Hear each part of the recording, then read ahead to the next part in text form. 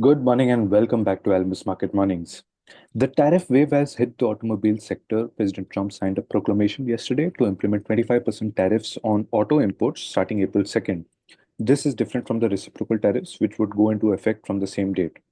Good morning, JK. How are you seeing things play out? The tariff day is coming close. India must also be negotiating favorable deals with the US to minimize the impact. How are you seeing things? Yeah, good morning, Swaraj. Yeah, actually, announcement of 25% tariff on auto yesterday has actually come as a little bit of surprise, but not totally, because in any case, the tariffs were expected. Perhaps it came on a day when it was not expected. That's the reason why markets have reacted. With the stocks falling and also dollar rising.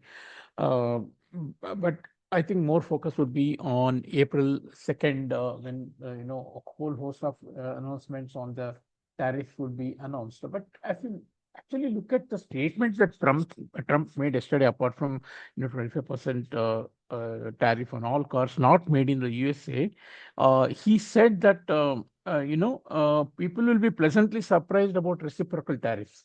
That's one important statement he made. Uh, and also, there will be another round on April 2nd, that is well known. And I'll give China a little reduction in tariffs. So these are kind of, giving a mixed picture on the tariff situation. And that's why the markets have not reacted too much, but they have reacted negatively. I think market will sit on their hands. Uh, Apart from what the Trump announced yesterday, we also had a couple of important views from a few Fed members. St. Louis President Mr. Alberto, he said he would be wary of assuming that impact of tariff increases in inflation will be temporary. If you remember, Powell had said that tariff-led inflation would be transitory, and therefore Fed would not be acting in a hurry. So this statement is directly contradicting that statement. He also this Mr. Alberto is giving more weightage to the inflation expectations, which has risen recently, and he thinks that the current policies needs to get more restrictive. So another member, Mr. Goolsbee, who also served as a economic advisor, in earlier tenure of a president, he said that if investor expectations begin to converge with those of American households, Fed would need to act. Basically, he's saying that Fed may even need to raise rate. So these are some statements which the market did not quite react. Actually, market reacted a bit negatively. That's the reason why we saw Dow, S&P, and Nasdaq, all of them fall along with the tariff news. Although on the economic news, there was a good number for the durable goods orders, which rose 0.9% month on month, following an upwardly revised 3.3% in January, whereas forecast was for a 1% fall. In fact, transportation equipment led the increase, by about 1.5%. Although orders for non-defense capital goods, which is closely watched for business spending plans, fell by 0.3%. So, a little bit of mixed picture, but overall number looks good. The durable goods are still being bought by the American consumers. If you look at the orders data, therefore, so as we have been saying, while many surveys point to a bleaker picture for the US economy, consumption, and also employment, the actual numbers, the real hard numbers, are not yet reflecting a negative picture. So we will also have, of course, the GDP final estimate for Q4 today, and it is expected to show again 2.3% GDP growth versus 3.1% for Q3. However, again, there is a rider here because it is a backward-looking number. We are already ending the Q1 of 2025 and looking at Q4 of 2024 would be quite redundant. So in that case, the GDP now forecast of Atlanta Fed, though it is not an official one, is becoming a bit more important. And so that shows a drop of 1.8%, actually a contraction in GDP in the quarter one of 2025.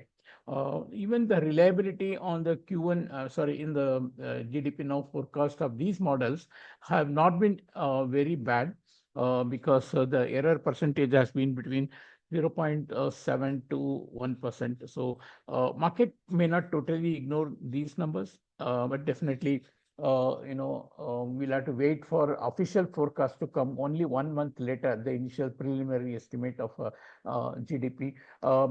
Yeah, but part of the GDP number today, that is the consumption, is something that we will look at closely, or rather the personal spending, which will come out tomorrow also. And even tomorrow, PCE number is expected to show a slight increase, and that can again put monetary policy of the Fed into question. Dollar has reacted positively to the tariff announcement on auto parts.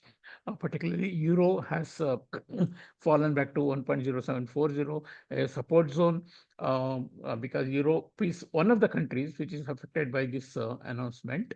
Although still feel that euros moves in the last few days have been corrective fall to the sharp rise that we have seen in the last 1 month. And similarly, yen also has corrected higher because Japan is not spared of this tariff as far as car imports by USA are concerned, and the yields hardening a bit in the US also has helped the dollar to rise. Emerging market currencies continue to be slightly on the defensive side, including the Chinese yuan, which now trades near about 7.28.